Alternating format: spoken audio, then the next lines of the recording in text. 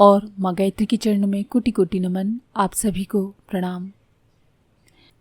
जो चाहें सो सहज ही पाएं। आइए जानते हैं हमारे मन के अंदर कैसी शक्ति होती है कि हम जो कुछ चाहें वो सब कुछ पा सकते हैं। आइए आपको एक उदाहरण से समझाते हैं। अमेरिका राज्य के एक गांव में रहने वाले हाई स्कूल के एक विद्यार्थी को अपने मित्र को चिढ़ाने की सूझी।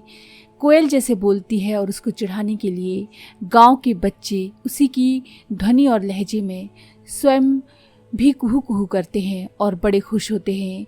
इसी विनोद के भाव से इस विद्यार्थी ने भी अपने मित्र को चिढ़ाना आरंभ कर दिया, पर उसकी प्रक्रिया अन्य लोगों से अलग थी, बल्कि विलक्षण भी कह सकते हैं, जिसे अतीन्द्रिय क्षमता भी कहा जा सकता है।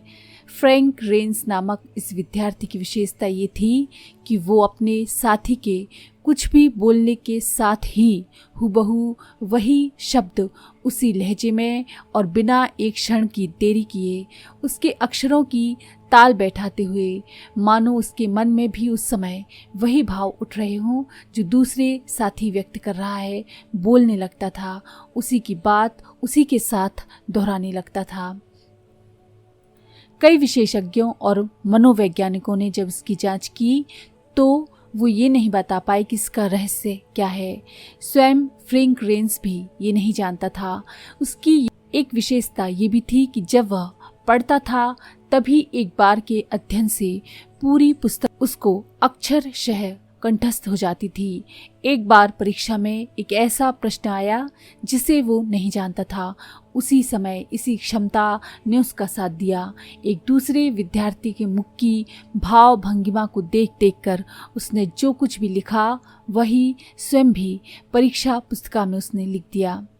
विद्यार्थी जीवन से ही उन्हें अपनी इस अतीन्द्रिय क्षमता का सार्वजनिक प्रदर्शन करना पड़ा और शीघ्र ही वह अंतर्राष्ट्रीय ख्याति प्राप्त तक पहुंच गए। जिससे भी उनका कार्यक्रम देखा वो आश्चर्यचकित रह गया। इस तरह की क्षमताएं मानसिक शक्तियों के विकास से ही प्राप्त हो सकती हैं।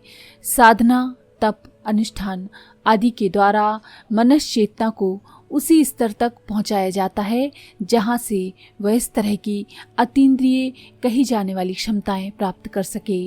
पर वे वस्तुतः होती मन की ही शक्तियां हैं। हमारे मन के अंदर ही छिपी हुई शक्तियां हैं जो हर व्यक्ति के पास होती हैं। सामान्यतः ये समझा जाता है कि मस्तिष्क सोचने का काम करता है, निर्वाह की आवश्यकताएं जुटाने और प्रस्तुत कठिनाइयों का समाधान ढूंढना ही उसका काम है। उसकी ज्ञान आकांक्षा इसी प्रयोजन के लिए, उपयोगी जानकारी प्राप्त करने के लिए ही सीमित रह जाती है।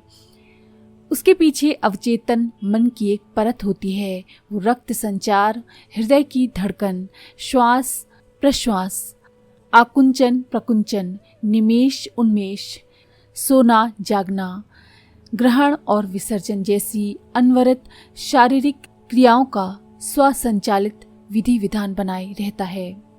आदतें अवचेतन मन में जमा होती हैं और आवश्यकता पूर्ति के लिए चेतन मन काम करता रहता है। मोटे तौर पर मस्तिष्क का कार्यक्षेत्र यहीं समाप्त हो जाना चाहिए। लेकिन इससे आगे जादू से बने संसार का अस्तित्व सामने आता है, जिसकी अनुभूति तो होती है पर कारण और सिद्धांत समझ में नहीं आते।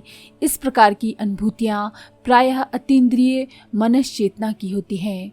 भूतकाल की अनजानी घटनाओं का परिचय, भविष्य का पूर्वाभास, दूरवर्ती लोगों के साथ वैचारिक आदान प्रदान, अदृश्य आत्माओं के साथ संबंध, पूर्व जन्मों की स्मृति, चमत्कारी रिद्धि सिद्धियां, शाप वरदान जैसी घटनाएं अतीन्द्रिय अनुभूतियां मानी जाती हैं। व्यक्तित्व का स्तर भी इसी उपचेतना की परतों में अंतर्निहित होता है। विज्ञानी इसे पैरासाइकिक तत्व कहते हैं। इसके संबंध में इन दिनों जिस आधार पर रिसर्च चल रही है उसे परा मनोवैज्ञानिक या पैरासाइकोलॉजी नाम दिया गया है। हमारे 3 शरीर होते हैं, स्थूल और कारण शरीर। उनके बीच में सूक्ष्म शरीर भी होता है। त्रिविध शरीरों में एक स्थूल है जिसे ज्ञानेंद्रियों का और कर्मेंद्रियों का समावेश होता है। सूक्ष्म को मन, बुद्धि, चित्त और अहंकार की 4 परतों में विभक्त किया गया है। मनोवैज्ञानी इसे चेतन और अवचेतन मन में विभक्त करते हैं। यानी आपका स्थूल शरीर से जुड़ा हुआ है आपका चेतन मन और आपके सूक्ष्म शरीर से जुड़ा हुआ है आपका मन, बुद्धि, चित्त और अहंकार। कारण शरीर को अंतरात्मा कहा जाता है। संवेदनाएं एवं आस्थाएं उसी क्षेत्र में जमा होती हैं। योगी लोग प्रत्याहार, धारणा, ध्यान और समाधि के द्वारा इसी क्षेत्र को जागृत एवं परिष्कृत करने का प्रयास करते हैं। अतीन्द्रिय क्षमता सूक्ष्म शरीर का मस्तिष्कीय चेतना का विषय है। इंद्रिय शक्ति के आधार पर ही हम प्रायः अपनी जानकारियां प्राप्त करते हैं और उस प्रयास में जितना कुछ मिल पाता है उसी से हम काम चलाते हैं। लेकिन मनुष्य का अवचेतन मन का पक्षी मस्तिष्क के घोंसले में रहता भर है, पर वह उतने में ही आबद्ध रहने के लिए विवश नहीं है। वह देश और काल का मर्यादाओं का अतिक्रमण करके हजारों वर्ष पहले की या हजारों मील दूर की घटनाओं को उसी प्रकार देख सकता है मानो वे उसके सामने घटित हो रही हों। ये अतीन्द्रिय क्षमताएं जानवरों में भी पाई जाती हैं। वर्मा की कलादान घाटी में एक बिल्ली की एक विचित्र समाधि बनी है। इसके चारों ओर लिखा है कि ये बिल्ली हमारी समय पर सहायता न करती तो हम मारे जाते और पराजित होते। इन शब्दों में वास्तव में जीवों में अद्भुत अतीन्द्रिय क्षमता का इतिहास अंकित है। बात उन दिनों की है जब वर्मा में अंग्रेजों और जापानियों के बीच युद्ध चल रहा था। एक दिन अंग्रेजों की टुकड़ी ने एक जापानी टुकड़ी पर आक्रमण कर दिया। जापानियों ने पीछे हटने का नाटक खेला, पर वास्तव में वे पीछे हटे नहीं बल्कि खंदकों में जा छिपे, मानो वे सचमुच भाग गए हों। एक मेज पर वे ताजा पका पकाया खाना भी छोड़कर चले गए। उसे देखते ही अंग्रेज सैनिक उस खाने पर टूट पड़े, किंतु अभी वे प्लेटों तक पहुंचे ही थे कि उनमें से एक सार्जेंट रैंडी की काली बिल्ली उस खाने पर जा टूटी और बुरी तरह से गुर्राकर अंग्रेज सैनिकों को पीछे हटा दिया। अंग्रेजों ने बिल्ली को धमकाया भी, पर वह अपनी क्रुद्ध मुद्रा में तब तक गुर्राती रही जब तक कि वहां एक भयंकर धमाका नहीं हो गया। वास्तव में उस खाने के साथ बारूदी सुरंग का संपर्क जुड़ा था जो उन सैनिकों के प्राण ले सकता था, पर बिल्ली ने अपनी आत्मा आहुति देकर न केवल अपनी स्वामी भक्ति का परिचय दिया बल्कि उसने ये भी बता दिया कि जीव जिन्हें हम तुच्छ समझते हैं किस तरह विलक्षण आत्मिक गुणों, अतीन्द्रिय क्षमताओं से ओतप्रोत होते हैं।